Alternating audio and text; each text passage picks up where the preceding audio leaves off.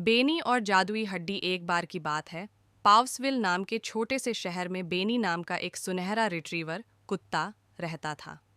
बेनी कोई आम कुत्ता नहीं था। वह सबसे चंचल, सबसे जिज्ञासु और थोड़ा गड़बड़ू था। उसकी गोल गोल आंखें, चमकती सुनहरी फर और हिलती पूंछ उसे सबका प्यारा बनाती थी। बेनी की सबसे अच्छी दोस्त थी 10 साल की होशियार और हंसमुख लिली।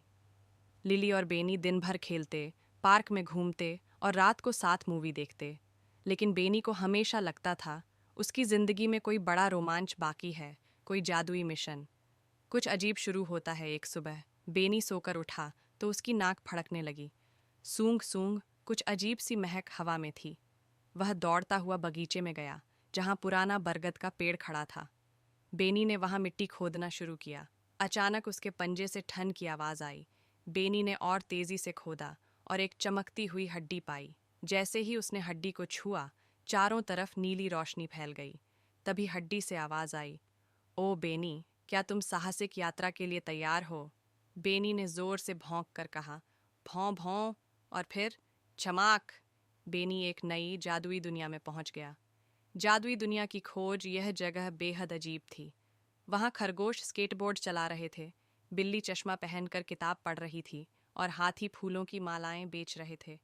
बेनी आश्चर्यचकित था, लेकिन उत्साहित भी। तभी एक छोटा सा कछुआ बेनी के पास आया।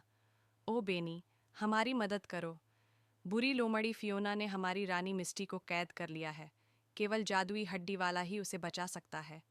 बेनी की पूंछ तेजी से हिलने लगी। भौं भौं, मैं तैयार हूं। साहसिक यात्रा शुरू। कछुए के साथ बेनी की यात्रा शुरू हुई। वे नदियां पार कर रहे थे, जंगलों में घूम रहे थे और पहाड़ों पर चढ़ रहे थे। रास्ते में बेनी को कई चुनौतियां मिलीं। उसने एक विशाल बिल्ले को अपनी चालाकी से मात दी, एक बड़ी नदी के पार जाने के लिए हड्डी से जादुई पुल बनाया और एक पहेली हल की। कौन चीज़ बिना बोले सबसे ज़्यादा हंसाती है? बेनी ने अपनी पूंछ हिलाकर जवाब दिया, कुत्तों की शरारत। महल का मुकाबला। आखिरकार बेनी फियोना के महल पहुंच गया। फियोना बहुत चालाक थी। उसने कहा, अगर रानी को चाहिए तो मुझसे दौड़ में जीत कर दिखाओ। बेनी ने मुस्कुराकर कहा, भौं। और दौड़ शुरू हुई। दोनों जंगल में भागे, पेड़ों के नीचे से लपके और पानी के छींटे उड़ाते हुए दौड़े।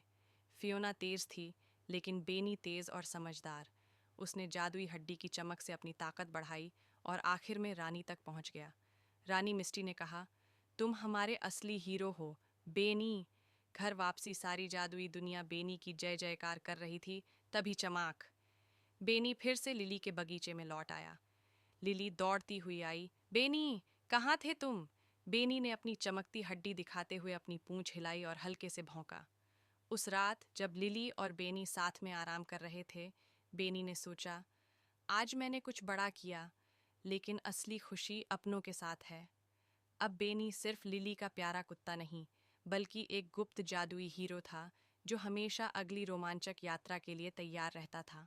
समाप्त।